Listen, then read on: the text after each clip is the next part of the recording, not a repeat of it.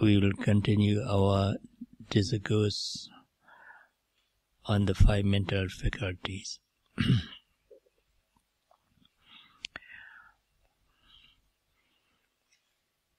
About out of 5 mental faculties, we should deal with Panya, Saddha, Viriya, Sati, Samadhi, and Panya. Panya is insight, enlightenment, wisdom, and knowledge.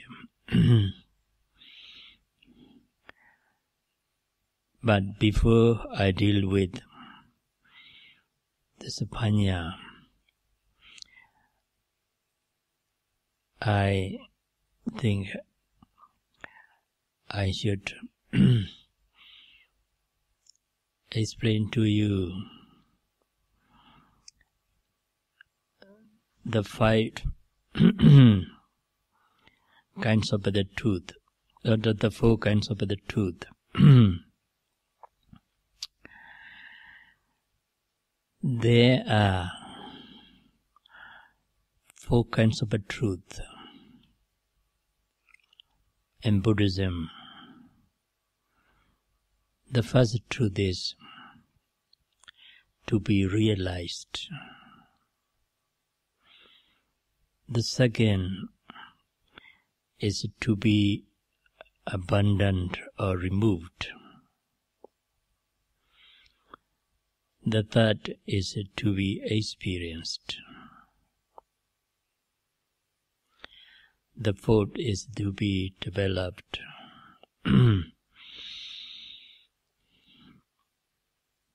So the first truth is called Praññaya in Pali. Praññaya means the Dhamma that must be realized by meditators. The second is called Pahātapa in Pali. Pahātapa means here the Dhamma that must be abandoned or removed.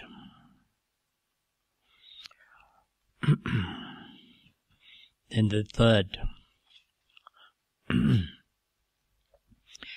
is the Dhamma that must be experienced by a meditator.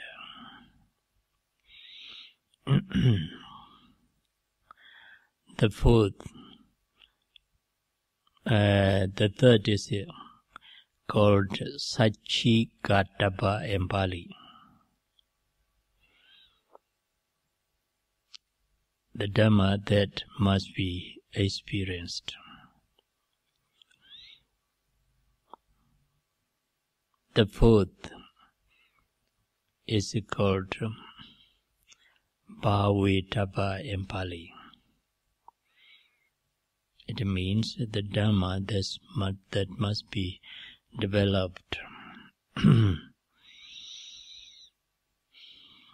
So, when a meditator has realized the first truth, thoroughly realized the first truth, he will be able to remove the second truth.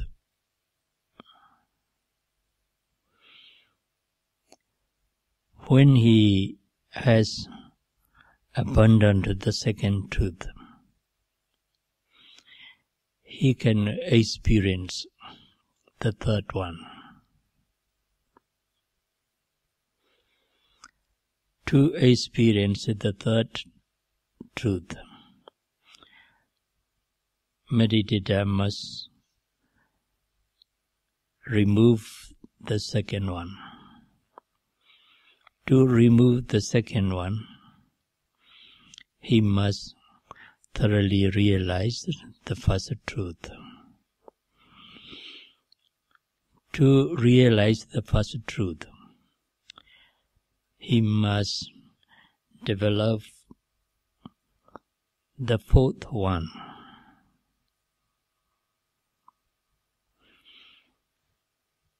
In another word, if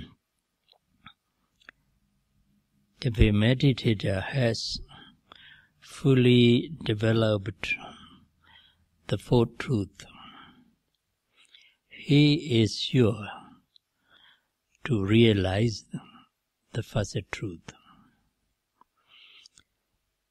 If he has realized the first truth, he is sure to abandon the second one. When he has removed the second one, he is sure to experience the third one.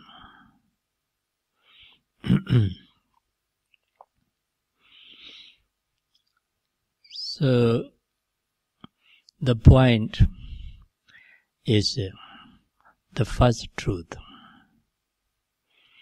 which must be thoroughly realized by the meditator. The first truth is nothing but nama and rupa, mental and physical phenomena.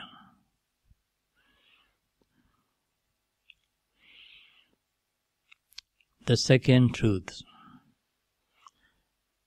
which must be removed, is tanha, attachment.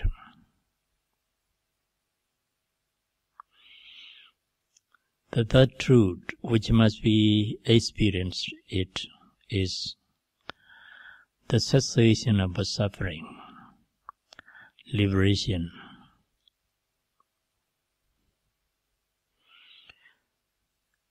The fourth truth that must be fully developed is the Noble Eightfold Path.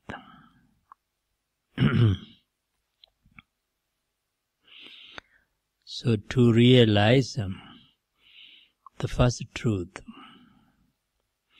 which is nama and rupa, embodiment process, psychophysical phenomena,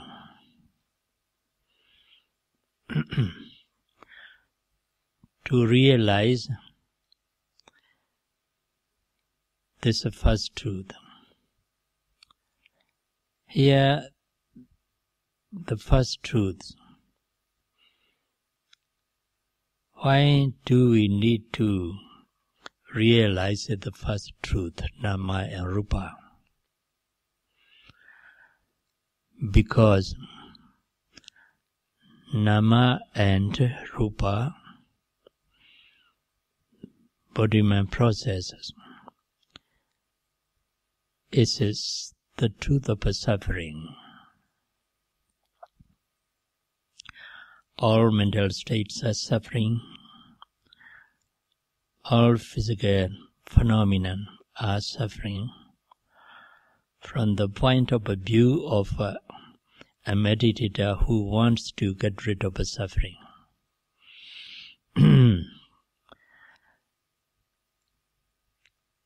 That's what the Buddha said. All five aggregates of grasping are suffering. All the five aggregates here means the aggregates of rupa, physical phenomena, rupa khanda. The aggregate of feeling or sensation, vedana khanda, aggregate of perception, Sanyakanda, aggregate of mental formations, Sankharakanda, and aggregate of consciousness, Vijnanakanda. When the Buddha delivered the first sermon, setting in motion of the wheel of Dhamma, Dhammacakkappavattana discourse,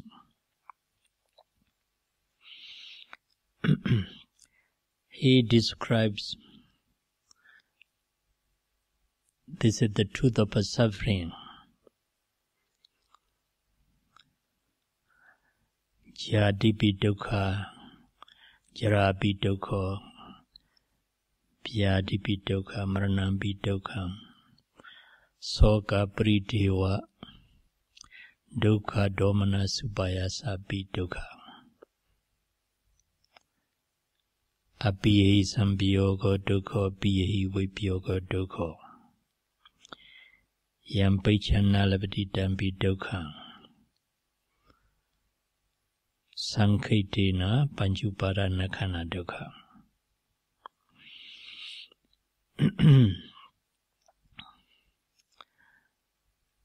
Jatipi dukkha,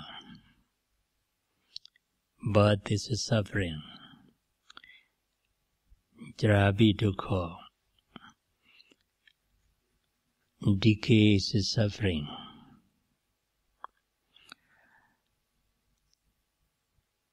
Vyadipi dukkha, sickness is a suffering.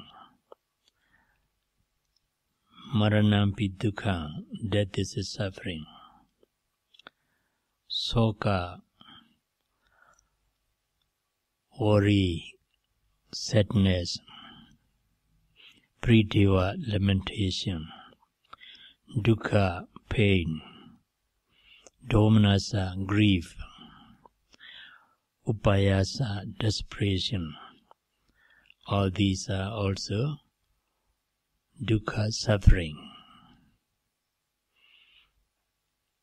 Apiyehi sambiyoga dukkha,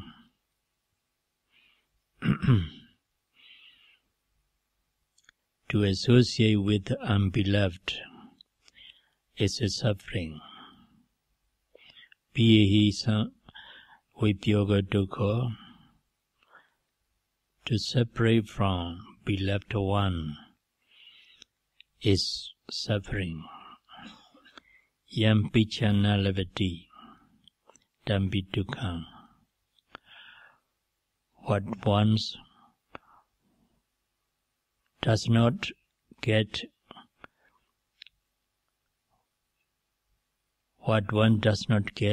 what one wants to have is a suffering. Then eventually the Buddha summarized all this is suffering in his sentence.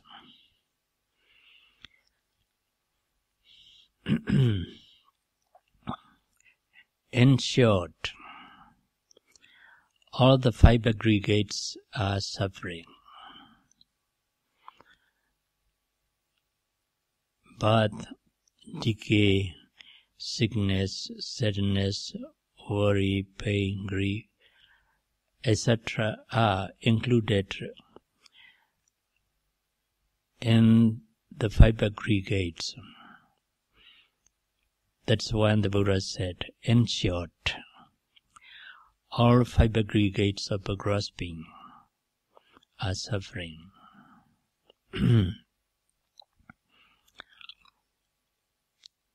So when all kinds of suffering in the world is summarized, then it's five aggregates. In another word, when all kinds of suffering in the world can be summarized into two types. One is a mental suffering and the other is a physical suffering, that's all.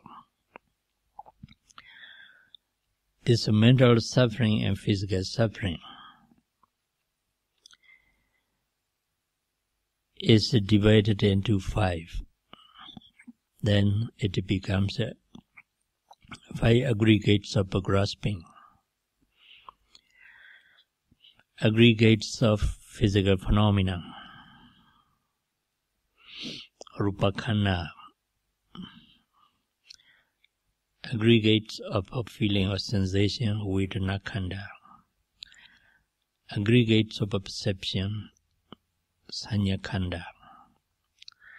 Aggregate of mental formations, sankhara khanda, and aggregate of consciousness, vijnana khanda. Here, the nama mentality consists and the 4 aggregates. Rupa physicality consists only a single one. Rupa khanda aggregates of physical phenomena is only one. The other 4 are included, and nama khanda aggregates of mentality or mental suffering.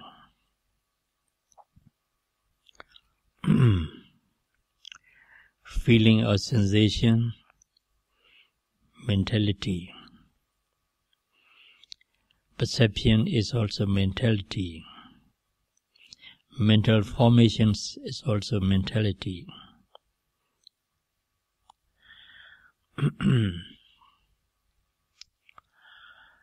Consciousness is also mentality. These 4 aggregates are mental phenomena, nama.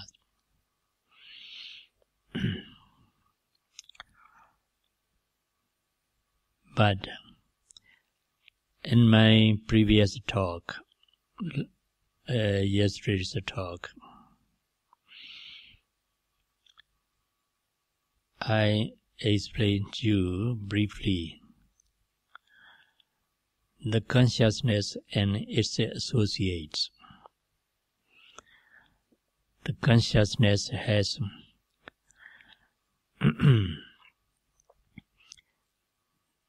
the characteristics of cognizing an object. It just cognizes the object. It doesn't do any more cognizing it. But there are 52 mental concomitants or mental associates that arises together with that consciousness.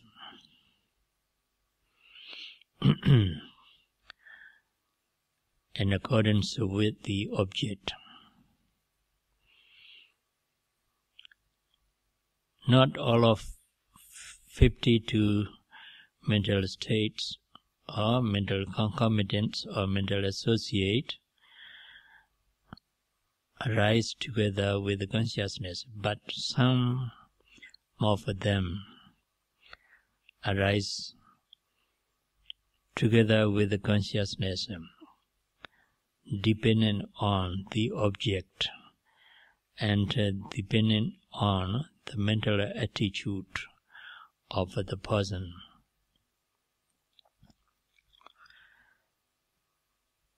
So, out of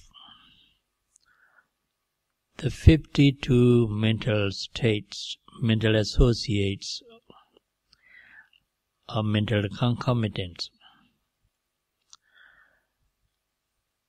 the feeling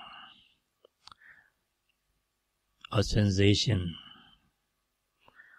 perception, the perception, are also included in these 52. So, of these 52 mental concomitants, the Buddha said feeling or sensation is a separate aggregate, Vedana Khanda, aggregate of a feeling or sensation. In the same way, perception is also a separate aggregate, Sanya Khanda, aggregate of a perception. Remaining 50 mental concomitants, mental associates, are called mental formations, aggregates of mental formations. Sankhara Khanda. So, in aggregates of 52 mental formations, Sankhara Khanda, context is included. Context, volition, psychic force, attention, craving, lust, greed, hatred, anger, aversion, ignorance, conceit, jealousy, embrace, sloth and torpor, restlessness and worry,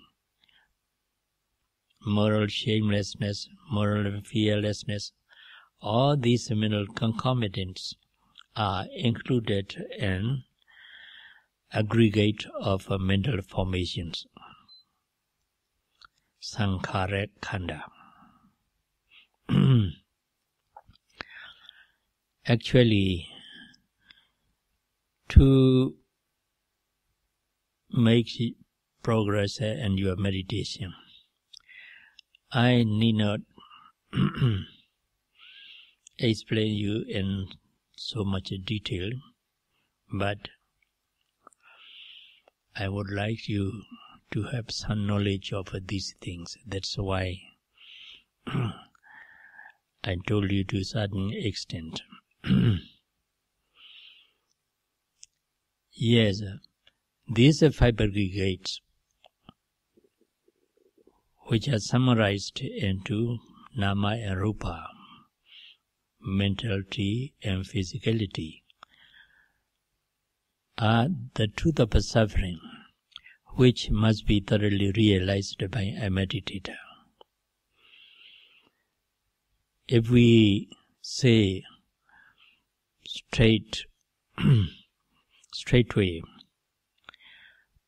we can say these body and mind are the truth of suffering, which must be thoroughly realized by us. That's why we have to watch any mental states or physical process arising as it is. All mental states and physical process have to be mindful of as they really are. The purpose is to thoroughly realize their true nature. Though we do not realize these mental states and physical process which constitute so-called person or being, self,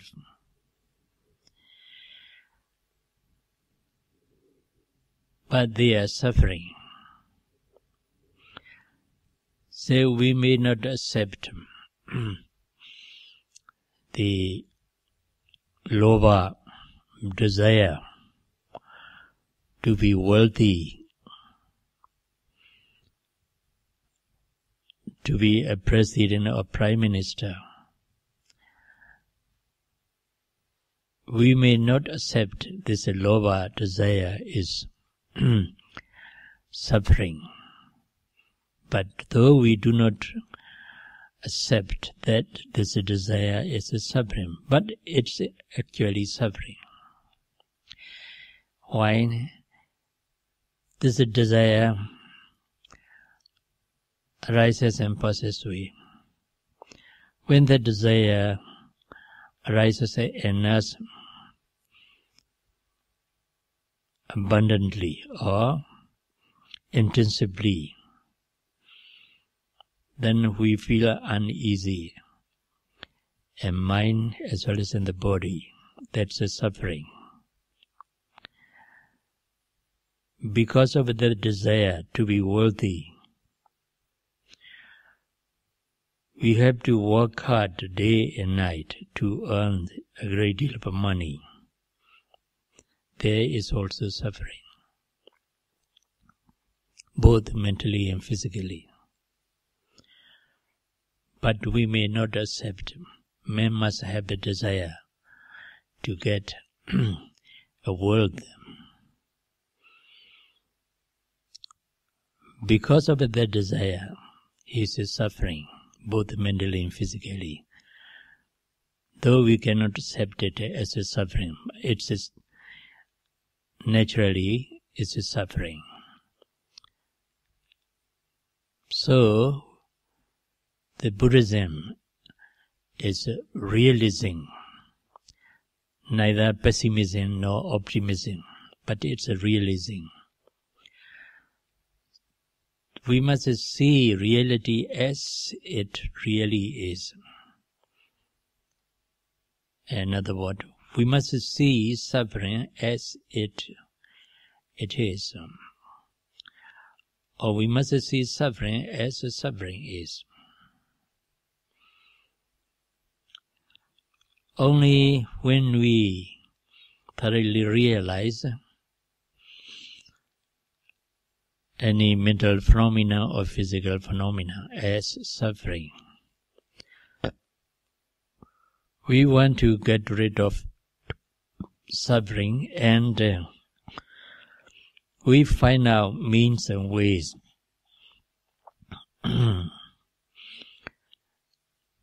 to free from this suffering. Then also, when we search for ways and means, we find it, because the omniscient Buddha, through his personal experience, teaches us how a person can get rid of suffering, and also teaches us ways and means by which we can free from suffering. If we do not realize suffering as a suffering, we won't get rid of suffering. Then we will be struggling and suffering in the ocean of suffering. Yes, sometimes the scripture uses the word the ocean of suffering. The whole world is the ocean of suffering, both mental suffering and physical suffering. That's why the Buddha said, this is the first truth, the truth of suffering, dukkha satya, is to be thoroughly realized, prañeya. Only this dukkha satya, the root of suffering, bodily process, is thoroughly realized. We want to free from it. Then when we want to free from it, we have to find out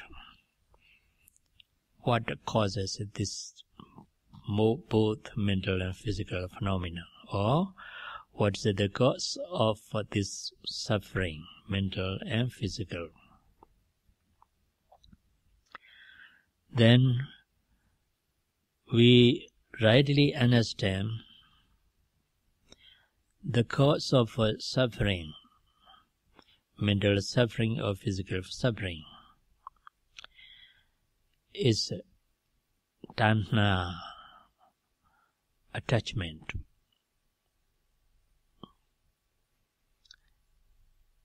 This tanha covers all the senses of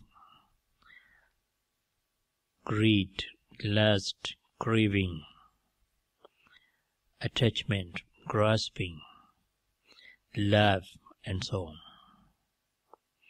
So when we say tanha, the attachment, we mean all these, the sense of these words, desire, lust, greed, craving, and so on.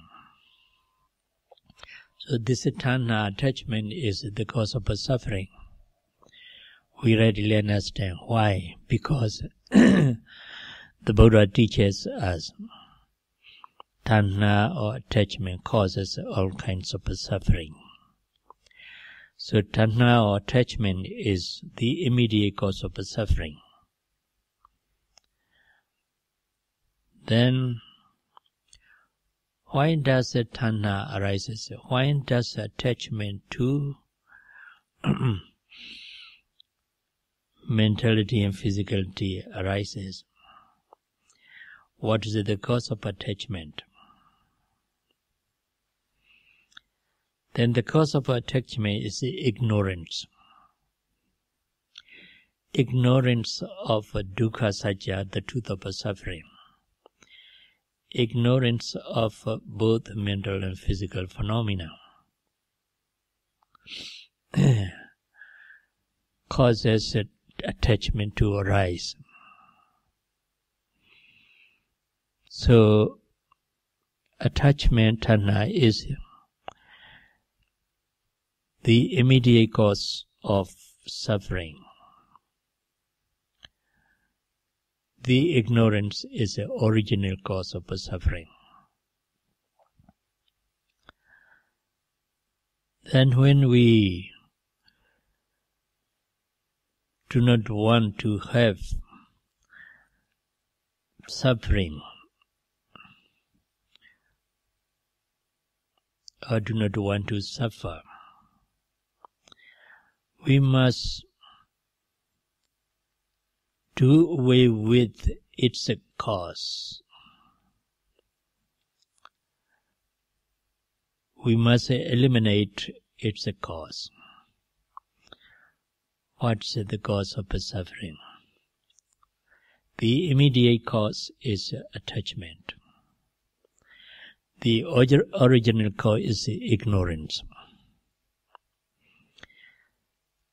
Only when we are able to remove the original cause,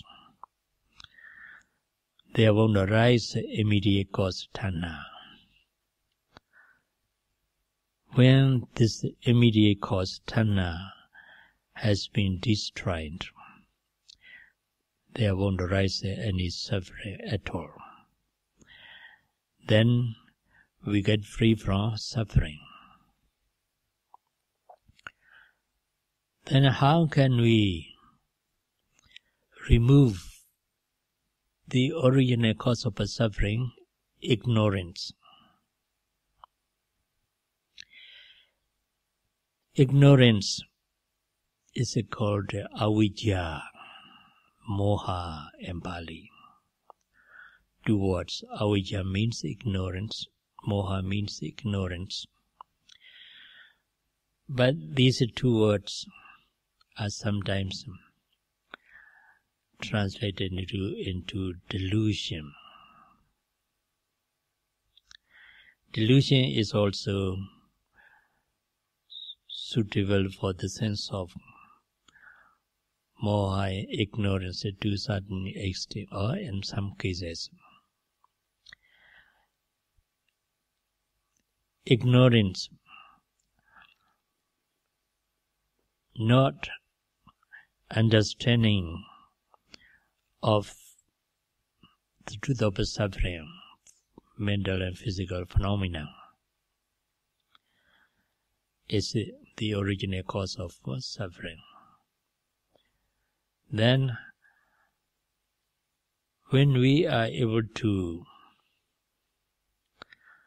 replace ignorance, avijja, with vijja. Vijja is right understanding or realization. When the ignorance is replaced by vijja, right understanding and realization, then we can eliminate that original cause of suffering. Then we won't have any suffering at all. Here what we need is to realize mental and physical phenomena, or nama and rupa, or to rightly understand this dual process of mentality and physicality. Then ignorance can be removed. Then there won't arise the original cause of suffering. Then there is no original cause, there won't arise suffering at all.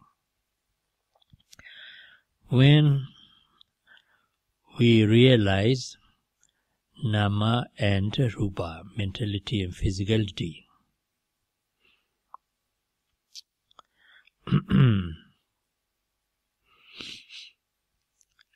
mental phenomena and physical phenomena,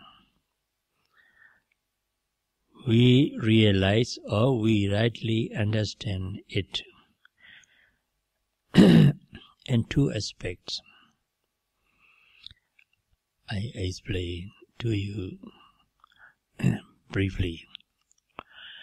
One is sabhava lakkhana, specific or individual characteristics of nama and rupa, mental and physical phenomena. The other is general or common characteristics of nama and rupa, mental and physical phenomena.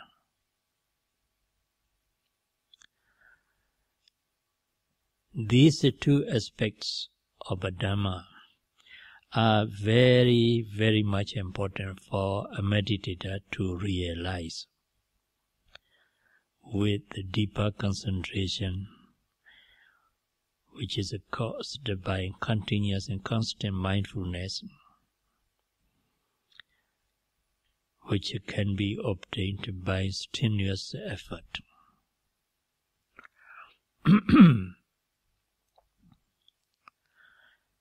So, the specific individual characteristics I explained to you. So, the specific individual characteristics of the four material primary material elements: earth, water, fire, and air. And also, I told you the specific characteristic of consciousness.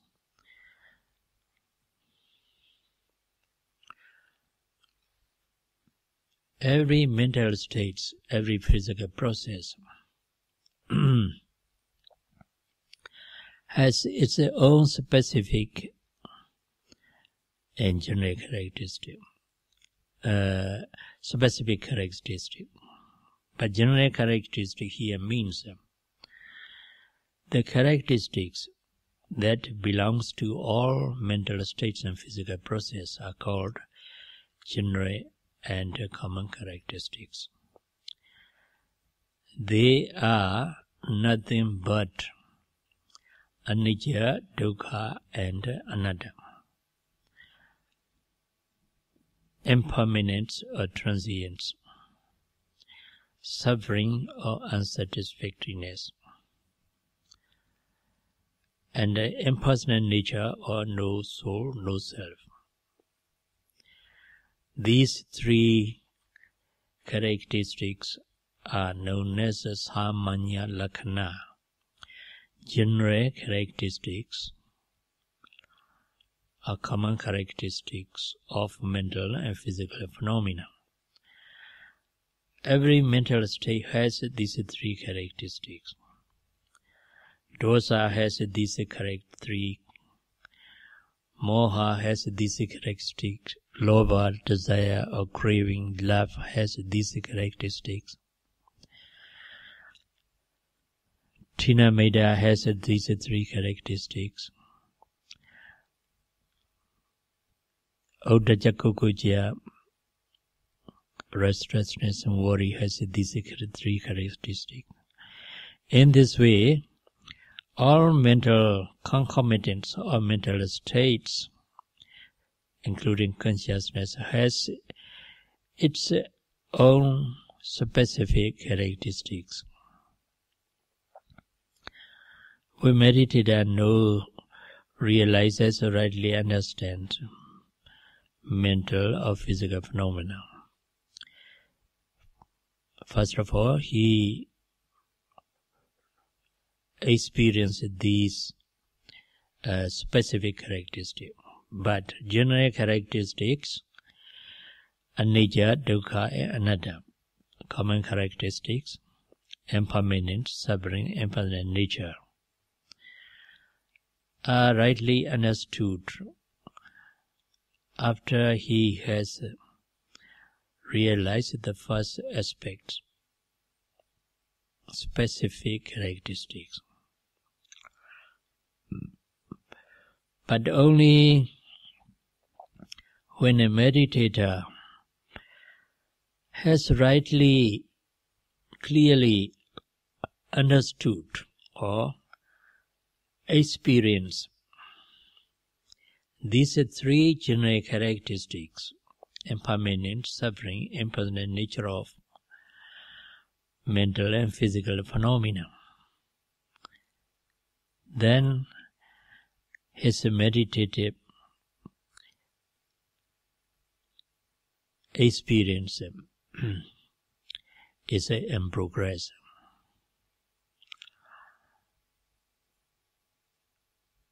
Vipassana, insight, means here realization or rightly understanding of these three characteristics, general or common characteristics. So it's only at the third stage of insight knowledge that meditator begins to rightly understand these three characteristics: impermanence, suffering, impersonal nature. But the impersonal nature or no soul, no self nature of mental and physical phenomena is realized from the first stage of insight knowledge, but not clearly and fully.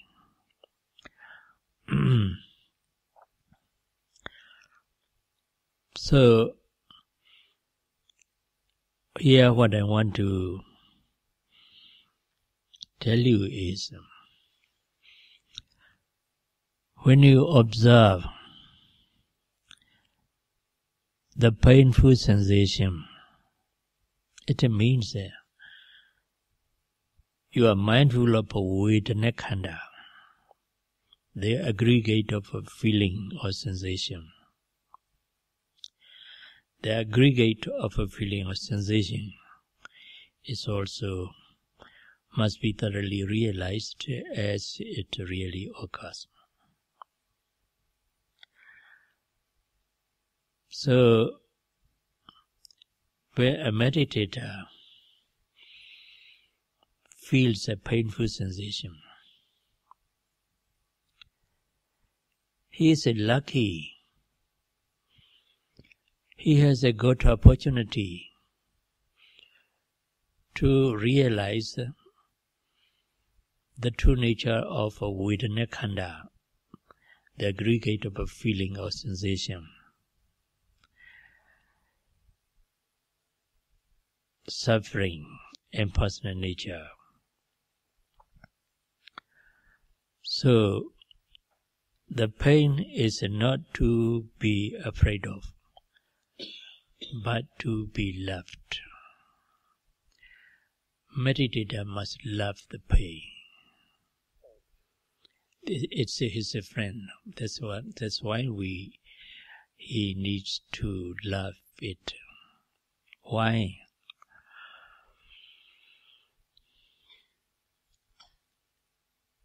In ancient time, about 9th century, in Sri Lanka, at that time, in Sri Lanka, Buddhism was very much flourishing. Some commentaries say at that time Sri Lanka was covered with the color of robes, and there's no place where there's no Arahant. Yes, at that time, one of our senior monk who was practicing meditation, Vipassana meditation, feels sick.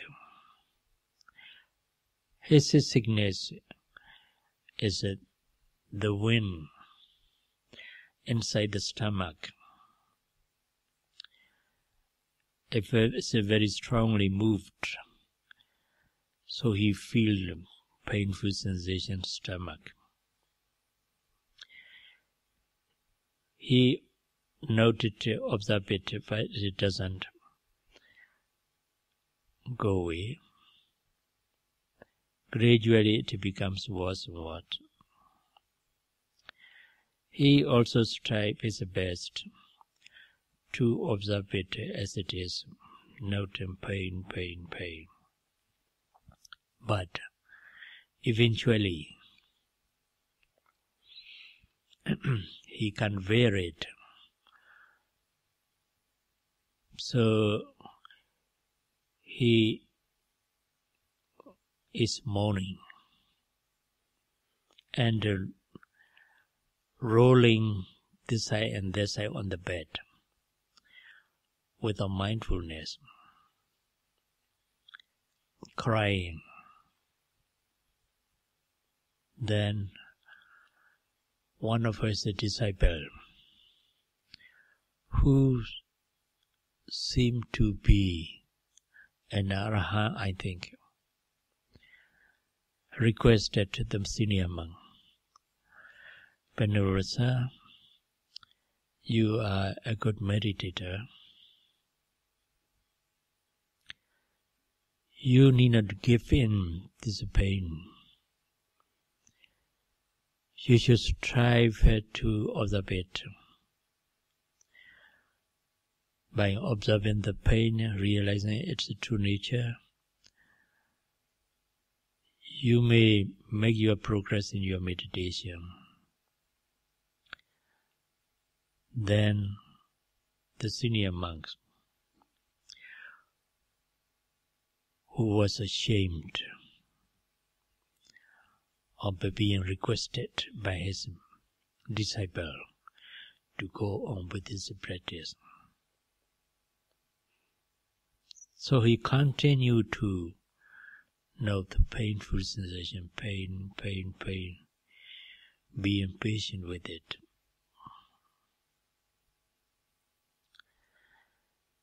Because he attentively observed the pain, attentively watched the pain, his mind more and more deeply concentrated on the pain. It penetrated into the pain.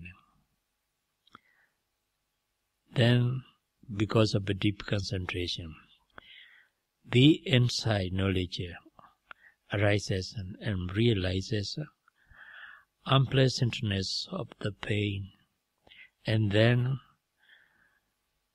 one waves of a sensation, unpleasant sensation after another, arising in passing away.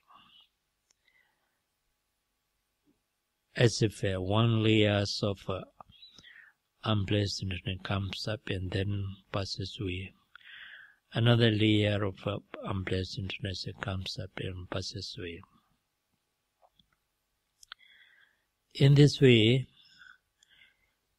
he comes to realize the general characteristic of a painful sensation, arising in passing away of sensation. So it's a suffering. At that moment, because he realizes that this is just unpleasant sensation, which is ever-changing, arising and passing away. So he doesn't take the pain to be me or mine, to be a person or being. The pain is realized separate from himself. There's no location of the pain too. He lost the location of the pain. What he realizes at that moment is just unpleasant sensation. Waves of unpleasant sensation arises and then passes away. One waves after another. One layer after another. Here, when he realizes severity of unpleasant sensation, the pain, this is, he rightly understood the specific characteristics of dukkha vedana, painful sensation.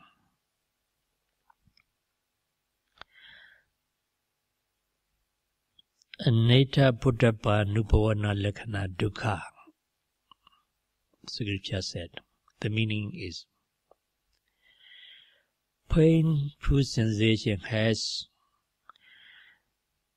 as its characteristics the experience of undesirable, tangible things. So he comes to realize the specific characteristic of the pain first of all. After that, his type is best to observe the pain. Then he came to realize general characteristics, appearance and disappearance of the painful sensation, its suffering, and also it's neither a person nor a being. It is just phenomenon of a feeling or sensation.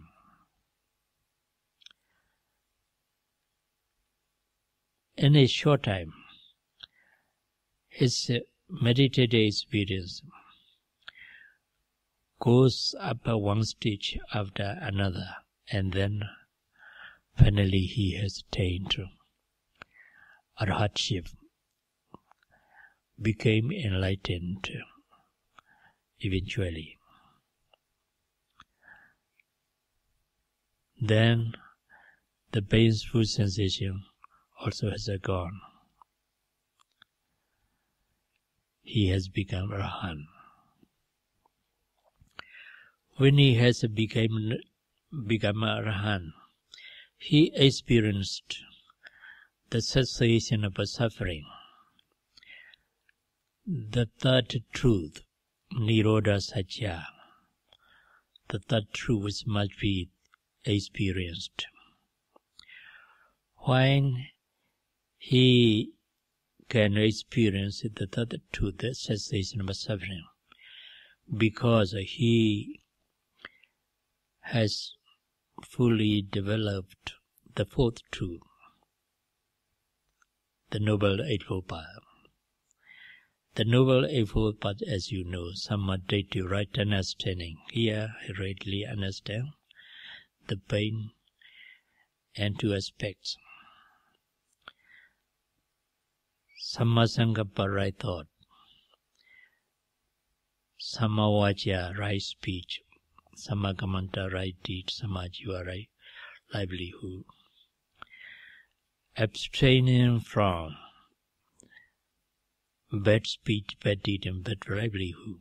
It means Samma, Sammawaca, Sammakamanta, Sammajiva, right speech, right deed, and right livelihood. Then he strives the best, put enough effort in the noting. That effort is a Samma Vayama. Then the mind is very sharply mindful of the pain. That mindfulness is Sammasati. Then the mind was concentrated on the painful sensation very well. The concentration is Samma Samadhi. There are 8 factors of the Noble Path is included, is observing of this pain. So, because he has fully developed this Noble Eightfold Path, he comes to realize the painful sensation, the truth of suffering. And 2 aspects. First of all, specific characteristics, then general characteristics. Here, the truth of suffering, feeling, unpleasant feeling, sensation, is thoroughly realized by himself. So he doesn't take this painful sensation to be me or my person or being. He just see it as a natural process of mentality and physicality, which are arising in personal way of changing.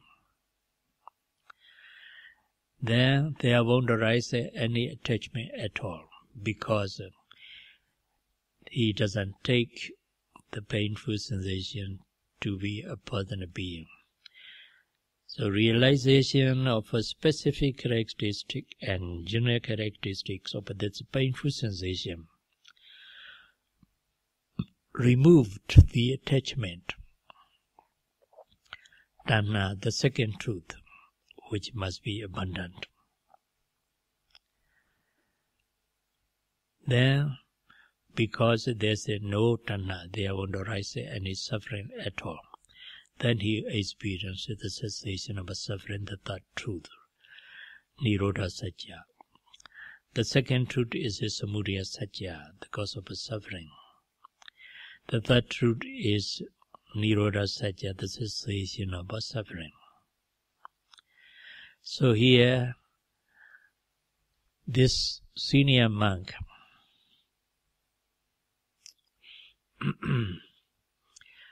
had a very good key to open the door of Nibbana, the truth cessation of suffering.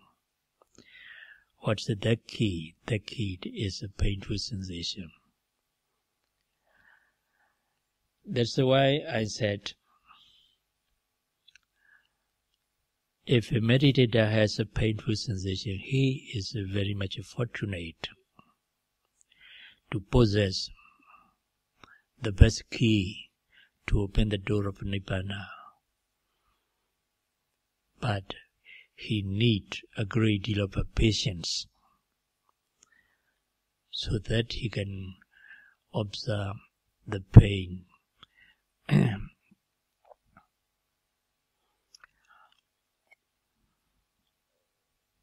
think you are also maybe the persons or meditators who can attain the cessation of suffering deliverance from suffering with the key of a painful sensation. Then, shall I ask you a question? Is it the pain? Is it to be loved or to be afraid of?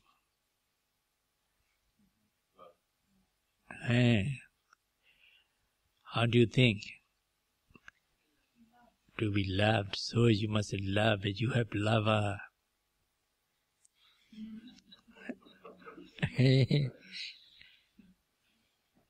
In every city. Yes. May all of you rightly understand how the painful sensation is helpful for you to attain the cessation of suffering and try your best in attaining Nibbana, liberation.